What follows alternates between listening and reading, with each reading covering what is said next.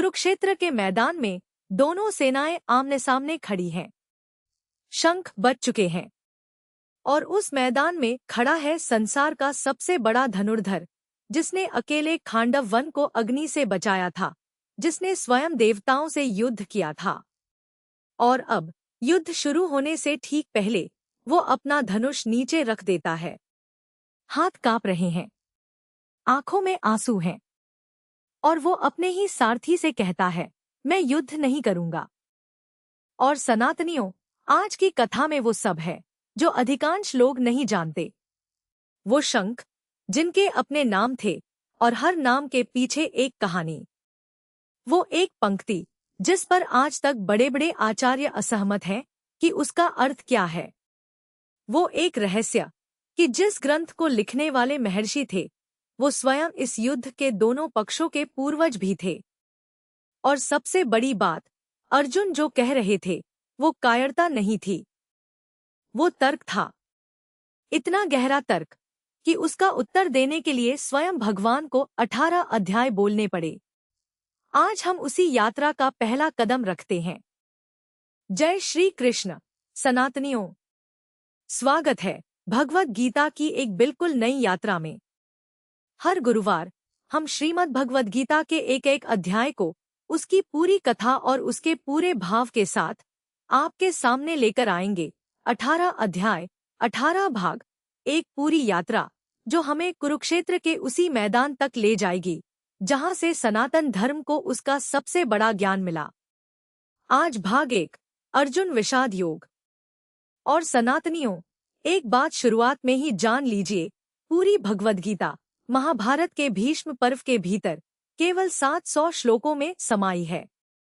700 श्लोक, 18 अध्याय, और उन्हीं में संसार के सबसे गूढ़ प्रश्नों के उत्तर छिपे हैं। हम हर गुरुवार एक एक अध्याय करके इन 700 श्लोकों की पूरी यात्रा तय करेंगे। आज आप जानेंगे कुरुक्षेत्र के मैदान में उतरी वो सेनाएं असल में कितनी बड़ी थी और उनमें कौन कौन खड़ा था। आप जानेंगे कि दुर्योधन के मुख से निकली वो एक पंक्ति आज तक शंकराचार्य जैसे आचार्यों के बीच बहस का विषय क्यों है। आप जानेंगे श्री कृष्ण और अर्जुन के शंखों के नाम और अर्जुन के रथ की उस ध्वजा का रहस्य जिस पर स्वयं हनुमान जी विराजमान थे। आप जानेंगे कि इस अध्याय का नाम, जिसमें केवल शोक और विषाद है, फिर भी योग क्यों कहलाता है। और सबसे जरूरी, आप जानेंगे कि अर्जुन ने ठीक ठीक क्या तर्क दिए जिनके कारण संसार के सबसे बड़े योद्धा ने अपना धनुष नीचे रख दिया। तो चलिए आरंभ से शुरू करते हैं। हस्तिनापुर के राजमहल में एक अंधे राजा बैठे हैं, धृतराष्ट्र, जन्म से अंधे। और सनातनियों, यहाँ ध्यान दीजिए, गीता की कथा एक अंधे राजा के प्रश्न से शुरू होती है और ये कोई संयोग नहीं है। धृतराष्ट्र केवल आंखों से अंधे नहीं थे, वो धर्म और अधर्म के बीच के भेद को देखने में भी अंधे थे, अपने ही पुत्र दुर्योधन के मोह में। और गीता का पहला ही श्लोक इस अंधेपन को उजागर कर देता है। धृतराष्ट्र पूछते हैं, धर्मक्षेत्रे कुरुक्षेत्रे, यानी धर्म के उस क्षेत्र कुरुक्षेत्र में जहां मेरे पुत्र और पांडु के पुत्र युद्ध के लिए एकत्र हुए हैं, वहां उन्होंने क्या किया संजय। सनातनियों, गौर कीजिए, धृतराष्ट्र स्वयं उस भूमि को धर्मक्षेत्र कहते हैं, क्योंकि कुरुक्षेत्र कोई साधारण युद्ध भूमि नहीं थी। कहा जाता है, प्राचीन काल में स्वयं राजा कुरु ने इसी भूमि पर वर्षों तपस्या की थी और इंद्रदेव को वरदान मांगा था कि जो भी यहाँ शुभ या अशुभ कर्म करे उसे स्वर्ग की प्राप्ति हो। इसीलिए ये भूमि सदा से एक पावन यज्ञस्थली रही। और अब उसी पावन धरती पर एक भीषण युद्ध होने जा रहा है। धर्म की भूमि पर धर्म और अधर्म का ही निर्णय होने वाला है। यही इस एक पंक्ति का गूढ़ संकेत है। और सनातनियों, यही एक और रोचक तथ्य जान लीजिए, धृतराष्ट्र के इतने 100 पुत्र क्यों थे। कथा है कि उनकी पत्नी गांधारी को जब पहली संतान हुई तो वो एक जीवित शिशु नहीं बल्कि मांस का एक कठोर पिंड था। स्वयं महर्षि वेदव्यास ने उस पिंड के 100 भाग करके 100 घी से भरे कुंडों में रखवाए और समय आने पर उन्हीं कुंडों से धृतराष्ट्र के 100 पुत्र कौरव जन्मे। यानी दुर्योधन और उसके 99 भाई वास्तव में एक ही गर्भ की संतान थे, अलग अलग कुंडों में पले। और यहाँ एक बात जो बहुत कम लोग जानते हैं, संजय वहां मैदान में उपस्थित नहीं थे। वो हस्तिनापुर के महल में धृतराष्ट्र के पास बैठे थे। तो उन्होंने युद्ध का वर्णन कैसे किया? इसके पीछे भी एक मार्मिक कथा है। युद्ध शुरू होने से पहले महर्षि वेदव्यास स्वयं धृतराष्ट्र के पास आए और उन्हें दिव्य दृष्टि का वरदान देने की पेशकश की, ताकि वो अपनी आंखों से पूरा युद्ध देख सकें। पर धृतराष्ट्र ने मना कर दिया। उन्होंने कहा, हे मुनिवर, मैं अपने ही स्वजनों का सहार अपनी आंखों से नहीं देखना चाहता। तब वेदव्यास ने वही दिव्य दृष्टि संजय को प्रदान की, इस वरदान के साथ कि युद्ध में उन्हें कोई अस्त्र छू भी नहीं पाएगा और सोते जागते हर क्षण उन्हें हर घटना स्मरण रहेगी। तो पूरी भगवद गीता जो हम आगे 18 भागों में सुनेंगे, वो असल में संजय द्वारा एक ऐसे राजा को सुनाया गया आंखों हाल है, जिसने स्वयं देखने से मना कर दिया था। और सनातनियों, संजय कोई साधारण दूत नहीं थे। वो गवलगण नामक सूत के पुत्र थे और वर्षों से धृतराष्ट्र के सबसे विश्वसनीय मंत्री और सारथी रहे थे। इतने विश्वसनीय कि जब वेदव्यास को किसी ऐसे व्यक्ति की तलाश थी जो युद्ध का हर विवरण बिना कोई बात छुपाए, बिना कोई पक्षपात किए, ज्यों का त्यों सुना सके, तो उनकी दृष्टि संजय पर ही टिकी। यही कारण है कि आगे के 18 अध्यायों में जो कुछ भी हम सुनेंगे, वो एक ऐसे साक्षी की वाणी है जिसकी सच्चाई पर स्वयं महर्षि वेदव्यास ने मुहर लगाई थी। और एक और बात, सनातनियों, जो इस कथा को और गहरा बना देती है, जिन महर्षि वेदव्यास ने ये पूरा ग्रंथ रचा, वो कोई बाहरी कथाकार नहीं थे। वो स्वयं धृतराष्ट्र, पांडु और विदुर तीनों के पिता थे। यानी जिस युद्ध का वर्णन वेदव्यास कर रहे हैं, उसमें लड़ने वाले सभी योद्धा, कौरव भी, पांडव भी, उन्हीं के वंशज हैं। एक पितामह अपने ही पौत्रों के विनाश की कथा लिख रहा है। यही महाभारत की सबसे बड़ी त्रासदी है। पर ये युद्ध यहाँ तक पहुंचा कैसे? सनातनियों, संक्षेप में समझ लीजिए। पांडवों ने 13 वर्ष का वनवास और अज्ञातवास पूरा किया था, इस शर्त पर कि लौटने पर उन्हें उनका आधा राज्य वापस मिलेगा। पर दुर्योधन ने साफ इनकार कर दिया, यहाँ तक कि स्वयं श्री कृष्ण जब शांतिदूत बनकर हस्तिनापुर गए और केवल 5 गांव मांगे, तब भी दुर्योधन ने कहा, सुई की नोक बराबर भूमि भी बिना युद्ध के नहीं दूंगा। तो जब हर शांति प्रयास विफल हो गया, तभी दोनों पक्षों ने अस्त्र उठाए। और सनातनियों, इस पूरी शत्रुता की जड़ में एक और घटना थी, जिसे शायद आपने भी सुना हो, वो जुए का खेल।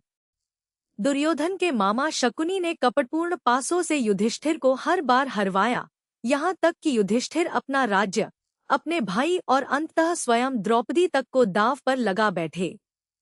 और जब हारी हुई द्रौपदी को भरी सभा में लाकर अपमानित करने का प्रयास हुआ, तब स्वयं श्री कृष्ण ने अदृश्य रूप से उनकी लाज बचाई थी। सनातनियों, वही अपमान, वही अन्याय आज 13 वर्ष बाद भी अर्जुन और युधिष्ठिर के मन में जीवित है, और यही वो पृष्ठभूमि है जिस पर आज ये पूरा युद्ध खड़ा है।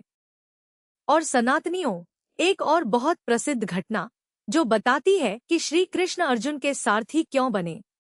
युद्ध से पहले दुर्योधन और अर्जुन दोनों एक ही समय में श्री कृष्ण के पास सहायता मांगने पहुंचे। श्री कृष्ण ने कहा, एक और मेरी विशाल नारायणी सेना है, पूरी तरह सुसज्जित, और दूसरी ओर मैं स्वयं हूं, पर मैं शस्त्र नहीं उठाऊंगा। जो पहले चुने वो एक विकल्प ले ले। दुर्योधन ने लोभवश तुरंत नारायणी सेना चुन ली, और अर्जुन ने बिना एक पल गवाए कहा, मुझे केवल आप चाहिए, निःशस्त्र ही सही।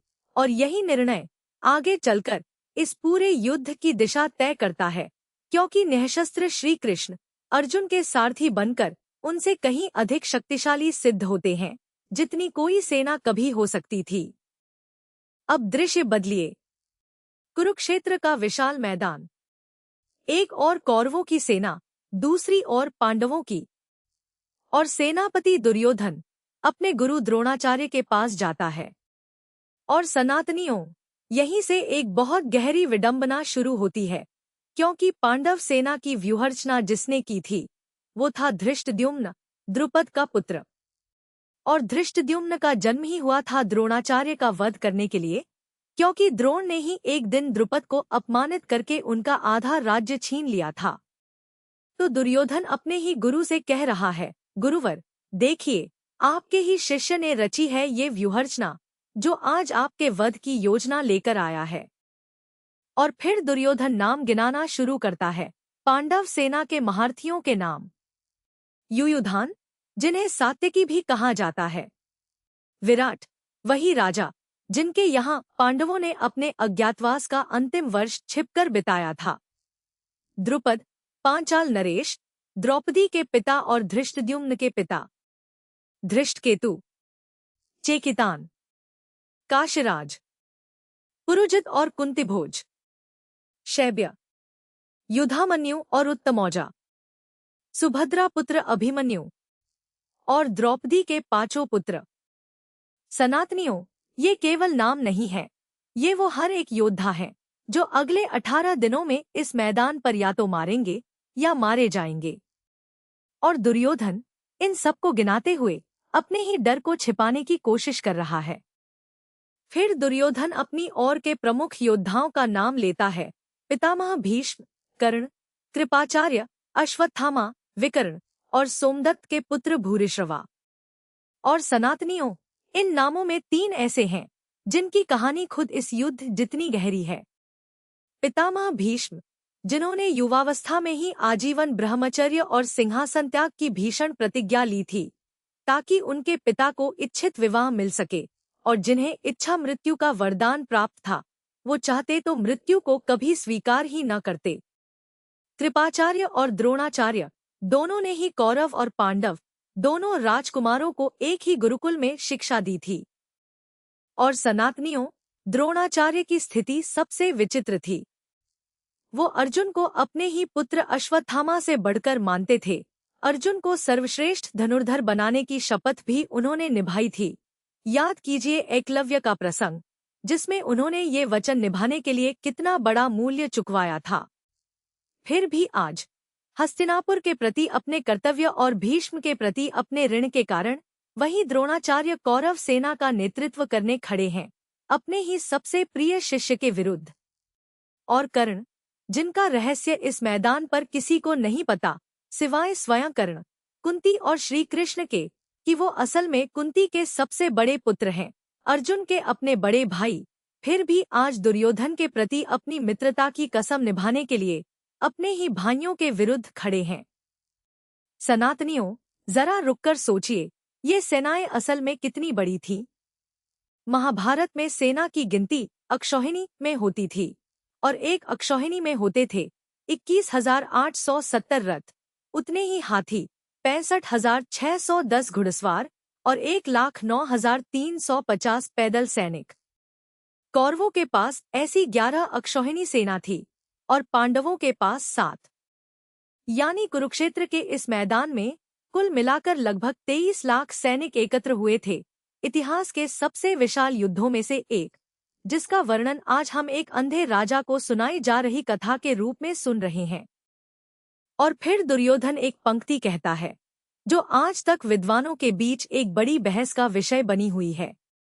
वो कहता है, भीष्म पितामह से रक्षित हमारी सेना अपर्याप्त है, जबकि भीम से रक्षित पांडव सेना पर्याप्त है। अब सनातनियों, यहीं रुकिए, क्योंकि इस एक शब्द अपर्याप्त के 2 बिल्कुल विपरीत अर्थ निकाले गए हैं। आदि शंकराचार्य इसे पढ़ते हैं, हमारी सेना असीमित है, अजय है, यानी दुर्योधन आत्मविश्वास से भरा है। पर कई दूसरे आचार्य, जैसे रामानुजाचार्य की परंपरा के टीकाकार, इसी शब्द को ठीक उल्टा पढ़ते हैं, हमारी सेना अपर्याप्त है, कम पड़ रही है, भले ही भीष्म जैसे महारथी उसकी रक्षा कर रहे हों। यानी इस एक पंक्ति में दुर्योधन की वो भीतरी घबराहट भी छिपी हो सकती है, जिसे वो बाहर से आत्मविश्वास के पीछे छुपाने की कोशिश कर रहा है। एक ही शब्द, शौर्य भी और भय भी। यही तो संस्कृत की गहराई है कि एक अकेला शब्द 1000 साल बाद भी अपने अर्थ पर बहस करा सकता है। और तभी पितामह भीष्म, कौरवों में सबसे वरिष्ठ, सिंह की तरह गरज कर अपना शंख बजाते हैं, दुर्योधन का उत्साह बढ़ाने के लिए। और उसके साथ ही शंख, नगाड़े, ढोल और तुरही सब एक साथ बज उठते हैं। ऐसा घोर शब्द कि पूरा मैदान गूंज उठता है। जरा उस दृश्य की कल्पना कीजिए, सूर्योदय की लालिमा में दोनों ओर रथों, गजों और अश्वों की पंक्तियां योजनों तक फैली हुई, हर सेनापति का अपना अलग ध्वजचिन्ह हवा में लहराता हुआ, और धरती के नीचे से उठती धूल इतनी सघन कि आकाश धुंधला पड़ने लगे। सनातनियों, उस युग में युद्ध से पहले शंख बजाना केवल शोर नहीं था, ये एक औपचारिक घोषणा थी कि अब पीछे हटने का कोई मार्ग नहीं बचा। शंख की ध्वनि से युद्ध का शुभारंभ घोषित होता था, और यही परंपरा आज भी किसी शुभ कार्य से पहले शंख बजाने में जीवित है। सनातनियों, अगर आज का ये पहला अध्याय आपको बांध रहा है, तो अभी वीडियो को लाइक कर दीजिए और चैनल को सब्सक्राइब करके बेल आइकन दबा दीजिए, क्योंकि आने वाले 18 भागों में हम पूरी भगवद गीता को इसी गहराई के साथ हर गुरुवार आपके सामने लाने वाले हैं। और अब दूसरी ओर से उत्तर आता है। एक श्वेत घोड़ों से जुते हुए भव्य रथ पर माधव यानी श्री कृष्ण और पांडव यानी अर्जुन दोनों अपने अपने दिव्य शंख बजाते हैं। और सनातनियों, यहाँ हर शंख का अपना नाम है, अपनी पहचान है। श्री कृष्ण का शंख पांचजन्य। और इसके पीछे एक बहुत पुरानी कथा है जो भागवत पुराण में मिलती है। वहाँ कहा गया है कि बाल्यकाल में श्री कृष्ण के गुरु का एक पुत्र समुद्र में खो गया था, और उसे खोजते हुए श्री कृष्ण ने पंचजन नाम के एक असुर का वध किया, जो शंख के आकार में समुद्र में रहता था। उसी असुर के कवच से बना पांचजन्य शंख। अर्जुन का शंख देवदत्त यानी देवताओं का दिया हुआ उपहार, जो उन्हें खांडव वनदहन के समय अग्निदेव की प्रसन्नता से मिला था, उसी अवसर पर जब अर्जुन को गांडीव धनुष भी प्राप्त हुआ था। भीम, जिन्हें वृकोदर यानी भेड़िए के समान उदर वाला भी कहा जाता है, उनका शंख पौंड्र इतना विशाल कि उसकी ध्वनि से ही सामने वाले का साहस टूट जाए। राजा युधिष्ठिर का शंख अनंत विजय।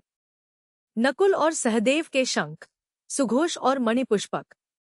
और फिर काशीराज, महारथी शिखंडी, धृष्टद्युम्न, राजा विराट, अजय सात्यकी, द्रुपद, द्रौपदी के पांचों पुत्र और सुभद्रा पुत्र अभिमन्यु सबने अपने अपने शंख बजाए। और वो सम्मिलित ध्वनि इतनी भीषण थी कि आकाश और धरती दोनों गूंज उठे। और सनातनियों, गीता स्वयं कहती है, उस ध्वनि ने धृतराष्ट्र के पुत्रों के हृदय चीर दिए। युद्ध शुरू होने से पहले ही कौरव सेना के मन में भय बैठ चुका था। और सनातनियों, एक और बात जो अर्जुन के रथ को बाकी सबसे अलग बनाती थी, उसकी ध्वजा। अर्जुन का रथ कपिध्वज कहलाता था, क्योंकि उसकी पताका पर स्वयं हनुमान जी विराजमान थे। कथा है कि वनवास के दौरान भीम की हनुमान जी से भेंट हुई थी, और तभी हनुमान जी ने वचन दिया था कि जब भी अर्जुन युद्ध करेंगे, वो स्वयं उनकी ध्वजा पर बैठकर अपनी भीषण गर्जना से शत्रु सेना का मनोबल तोड़ेंगे। तो सोचिए सनातनियों, इस मैदान में केवल दो सेनाएं आमने सामने नहीं थी। एक रथ पर साक्षात नारायण सारथी बने बैठे थे, और उसी रथ की ध्वजा पर साक्षात हनुमान जी विराजमान थे। और फिर भी उस रथ पर बैठा योद्धा अगले ही पल टूटने वाला था। और अब वो क्षण आता है जहां से असली कथा शुरू होती है। धनुष हाथ में उठाकर अर्जुन श्री कृष्ण से कहते हैं, हे अच्युत, मेरे रथ को दोनों सेनाओं के बीचों बीच खड़ा कर दीजिए। मैं देखना चाहता हूँ कि यहाँ युद्ध के लिए कौन कौन खड़ा है, मुझे किनसे युद्ध करना है, और उस दुर्बुद्धि दुर्योधन को प्रसन्न करने के लिए यहाँ कौन कौन आया है। और श्री कृष्ण बिना कोई प्रश्न पूछे उस भव्य रथ को भीष्म और द्रोण के ठीक सामने दोनों सेनाओं के मध्य खड़ा कर देते हैं, और कहते हैं, हे पार्थ, देख, यहाँ एकत्र हुए इन कुरुवंशियों को। सनातनियों, ध्यान दीजिए, यहाँ श्री कृष्ण अर्जुन को पार्थ कहकर पुकारते हैं, यानी पृथा का पुत्र पृथा, जो कुंती का दूसरा नाम था। पूरी गीता में श्री कृष्ण अर्जुन को कई अलग अलग नामों से पुकारते हैं और हर नाम के पीछे एक अर्थ छिपा है। कभी धनंजय यानी धन को जीतने वाला, कभी गुडाकेश यानी निद्रा को जीतने वाला, कभी भरतर्षभ यानी भरतवंश में श्रेष्ठ। जैसे जैसे ये यात्रा आगे बढ़ेगी, आप देखेंगे कि श्री कृष्ण जिस भी क्षण जो नाम चुनते हैं, वो अर्जुन के भीतर की किसी न किसी शक्ति की ओर ही इशारा कर रहा होता है, भले ही उस क्षण अर्जुन को स्वयं उस शक्ति का बोध न हो। और अर्जुन ने देखा, उन्होंने देखा पिता तुल्य, पितामह, गुरु, मामा, भाई, पुत्र, पौत्र, मित्र, ससुर और शुभचिंतक दोनों ही सेनाओं में खड़े। सनातनियों, जरा कल्पना कीजिए उस दृश्य को। जिस पितामह भीष्म ने अर्जुन को गोद में खिलाया था, वो सामने खड़े हैं, तलवार लिए। जिस गुरु द्रोणाचार्य ने धनुर्विद्या सिखाई थी, वो सामने खड़े हैं। मामा शल्या, चचेरे भाई, हर कोई जिससे अर्जुन का रक्त का संबंध था, आज या तो उसे मारने आया है या उसके हाथों मरने वाला है। और यही अर्जुन के भीतर वो होता है जिसे इस अध्याय का नाम मिला विषाद, यानी गहरा शोक। गीता वर्णन करती है कि अर्जुन का पूरा शरीर कांपने लगा, मुख सूख गया, शरीर में रोमांच हो आया, हाथ से गांडीव धनुष फिसलने लगा, त्वचा जलने लगी। वो सीधे खड़े भी नहीं रह पा रहे थे और मन मानो चक्कर खा रहा था। सनातनियों, गौर कीजिए, ये उसी योद्धा का वर्णन है जो कुछ ही देर पहले अपने रथ पर विजय के दम्भ से खड़ा था, जिसकी ध्वजा पर हनुमान जी विराजमान थे, जिसका सारथी स्वयं भगवान थे।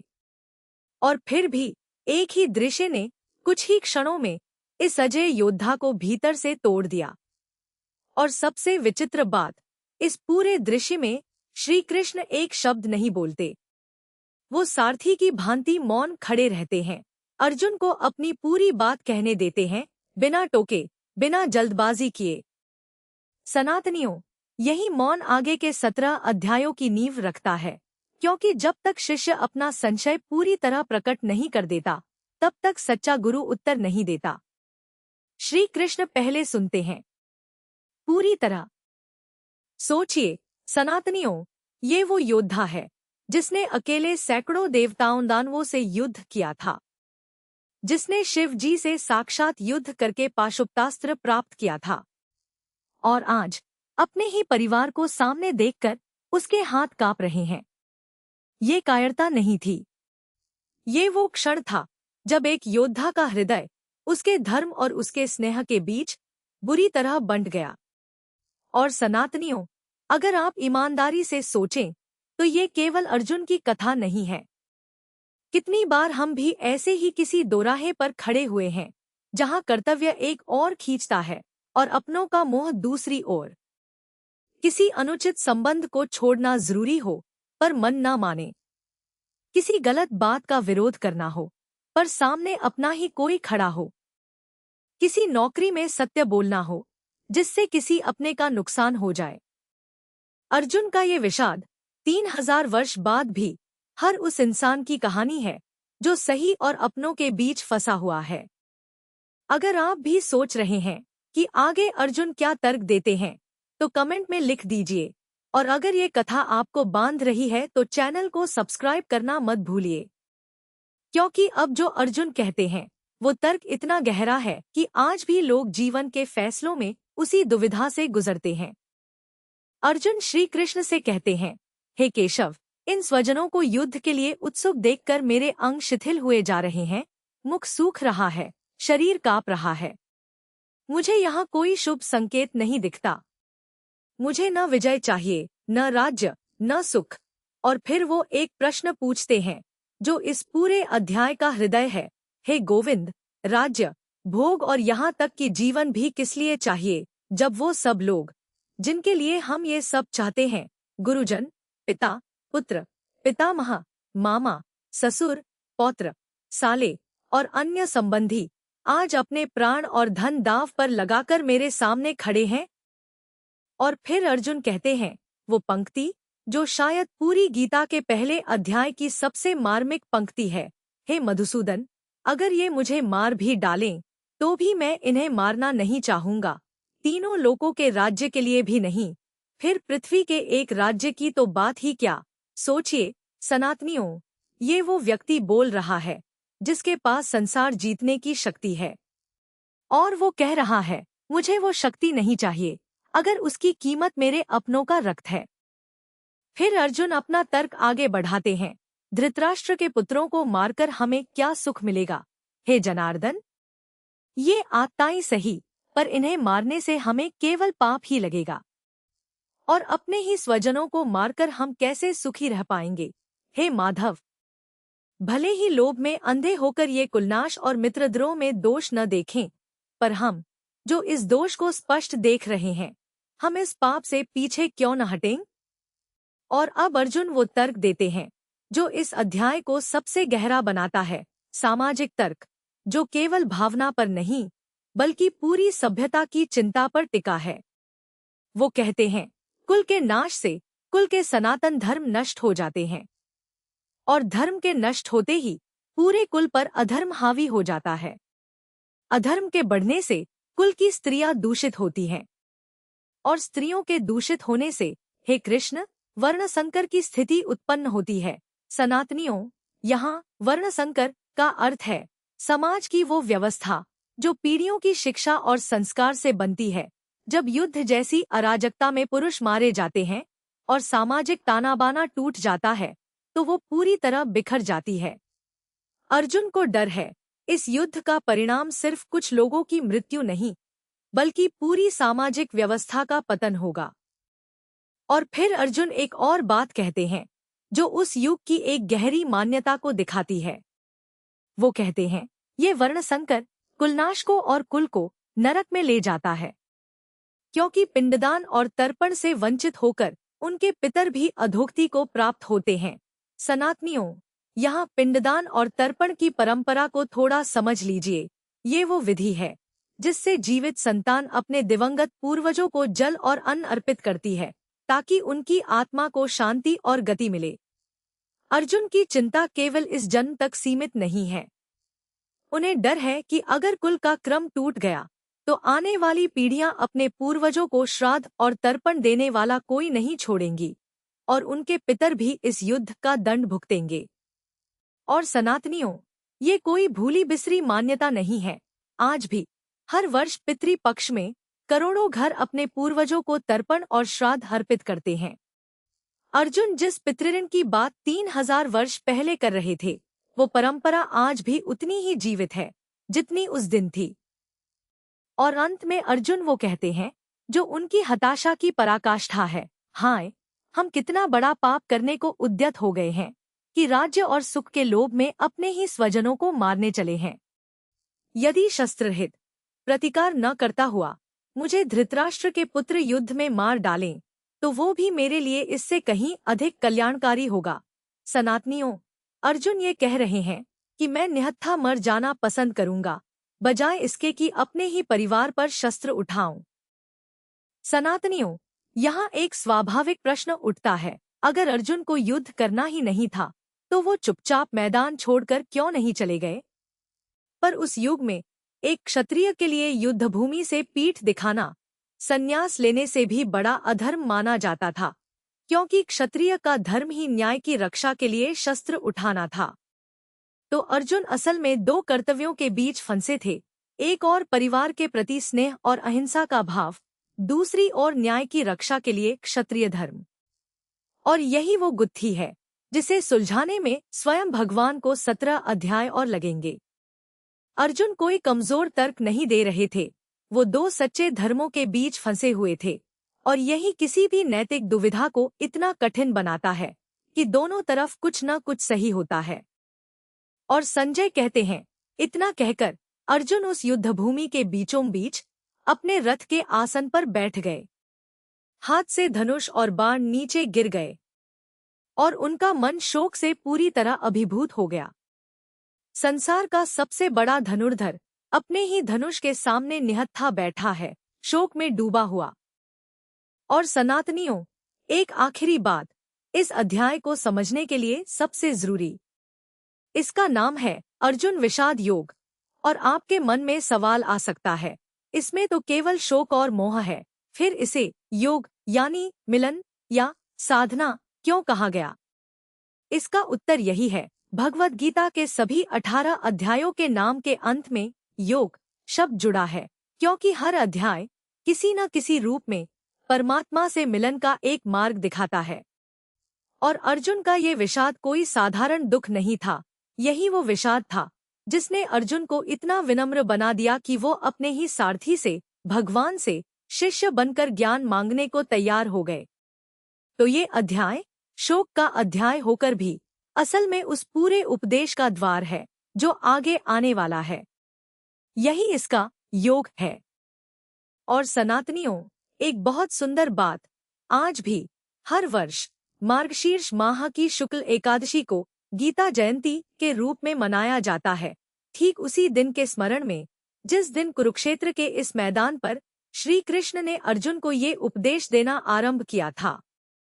यानी जिस विषाद का वर्णन आज हमने सुना, वो केवल एक इतिहास नहीं है, वो आज भी करोड़ों घरों में हर वर्ष श्रद्धा से याद किया जाता है।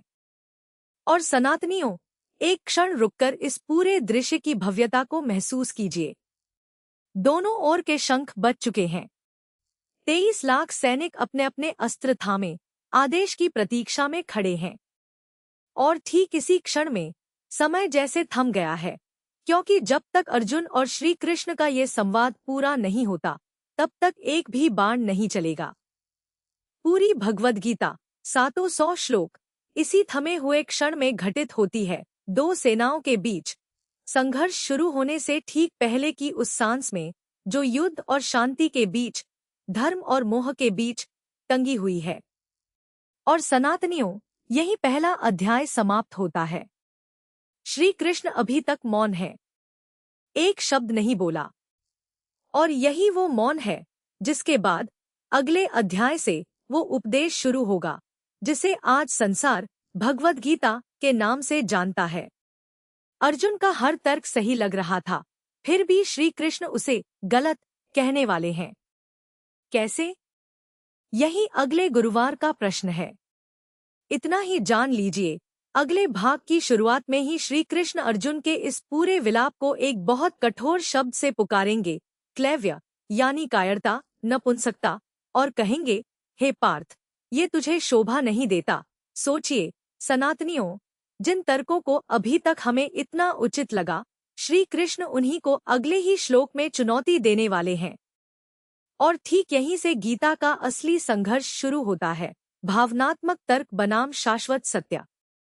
और सनातनियों, इस पूरी 18 भागों की यात्रा में आगे क्या क्या आने वाला है, उसकी एक झलक दे दूं। अगले भाग में हम सुनेंगे सांख्य योग, जहां श्री कृष्ण पहली बार समझाते हैं कि आत्मा अमर है, शरीर नहीं। कुछ सप्ताह बाद हम पहुंचेंगे भाग 11 तक, विश्वरूप दर्शन योग, जहां अर्जुन को श्री कृष्ण का वो विराट रूप दिखता है जिसे देखकर वो कांप उठते हैं।